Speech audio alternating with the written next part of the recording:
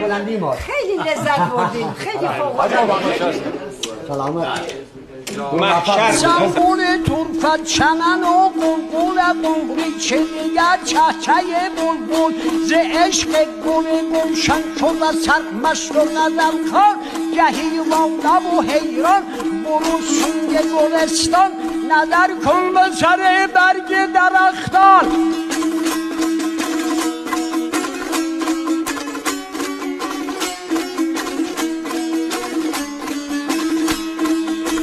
به سر برگ درختان قربان خوشید حال دل جانم سنه قربان به تشویش به دلریش برو دور بیا پیش ایا ای دل نادان